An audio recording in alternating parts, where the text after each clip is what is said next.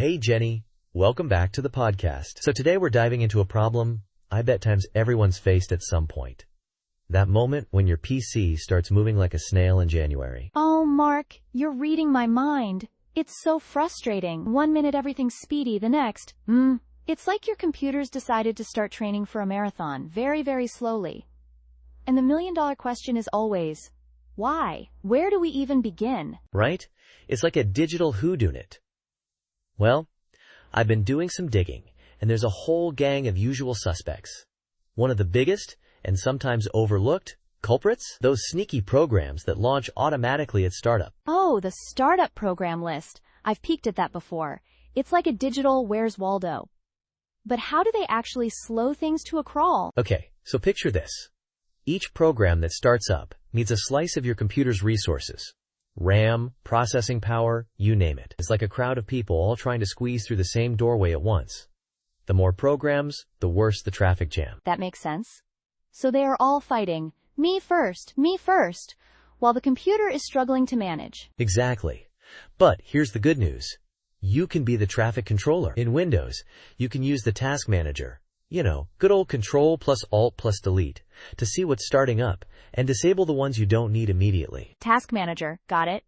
But, what if it's asterisk not times the startup programs? What else could be causing this digital slowdown? Another major one is RAM, random access memory.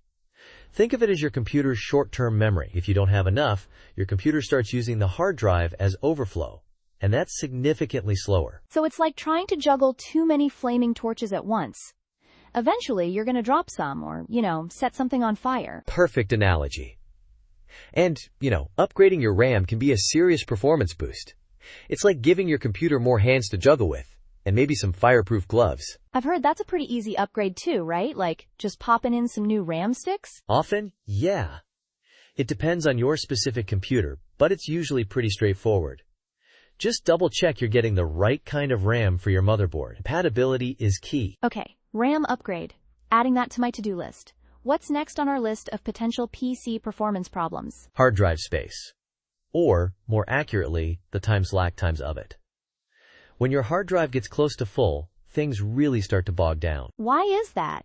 I mean, isn't it just storing files? It's not like they're actively doing anything, right? It's more than just storage, though.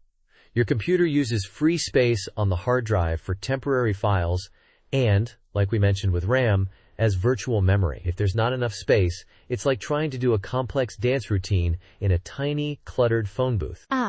So it's not just about having room for your vacation photos and cat videos, it's about giving your computer room to asterisk think. Precisely. So regular disk cleanup is crucial. Delete those temporary files, uninstall programs you're not using, maybe move some stuff to an external drive or the cloud. Basically, digital decluttering. Digital decluttering. I like that. Okay, so we've covered startup programs, RAM, and hard drive space. But what about temperature? Can overheating slow things down? You're spot on, Jenny. Overheating is a asterisk huge times performance killer. Your computer has built-in safeguards to prevent damage from too much heat. And one of those is throttling.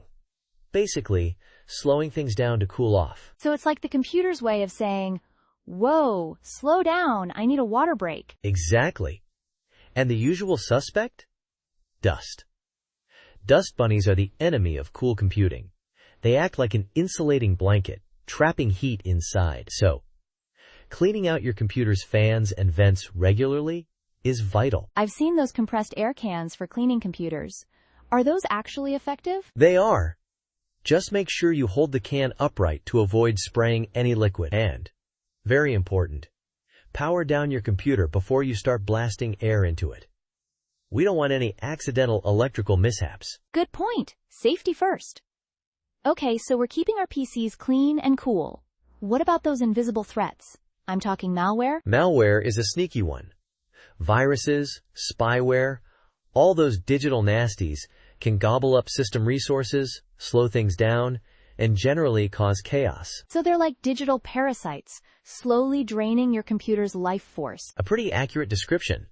Regular antivirus scans are a must, and make sure your antivirus software is up to date.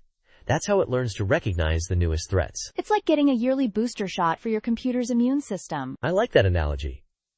We should also mention that outdated software can contribute. I'm talking about your operating system, device drivers, everything. Why would outdated software slow things down?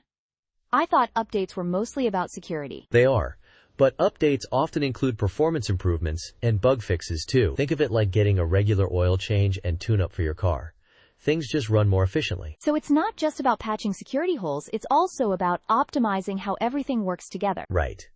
And there's also something called fragmentation, but this is mainly for those with older, traditional hard drives, HDDs. Fragmentation.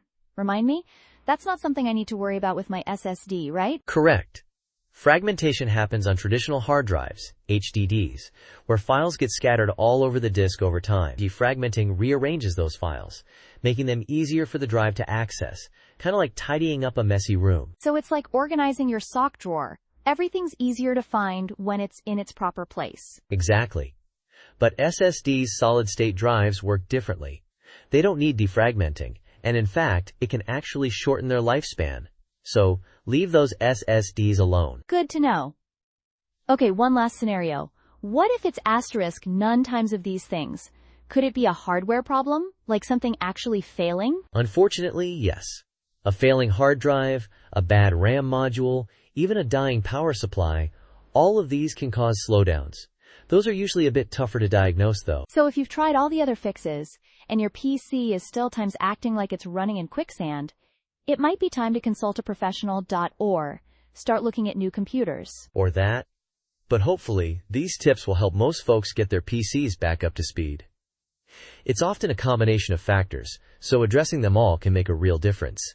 Remember that Digital Trends article we saw? It reinforced that point. It did! And what about that Tom's Hardware study on RAM upgrades? A good reminder that while RAM helps, it's not a magic bullet for asterisk every times problem. Totally. We didn't even get a chance to talk deeply about thermal paste. A listener might want to research that. Ooh, good point. And we should probably do a quick poll. Listeners, what's the most times frustrating reason your asterisk PC has slowed down? Startup programs? Not enough RAM? A full hard drive? Overheating? Or something else entirely? Great idea. And, listeners, have any of you had success stories with upgrading your RAM? Share your experience with us on social media. We'd love to hear your triumphs. And let's do a tech myth-busting segment next time. Send us your favorite myths about computer performance. Perfect. Jenny, this has been super helpful. I'm feeling motivated to do some serious digital spring cleaning this weekend. Thanks for walking us through all this. My pleasure, Mark. Always happy to help demystify the world of tech. And to our listeners, if you have any other PC troubleshooting tips, share them with us. We're all in this together.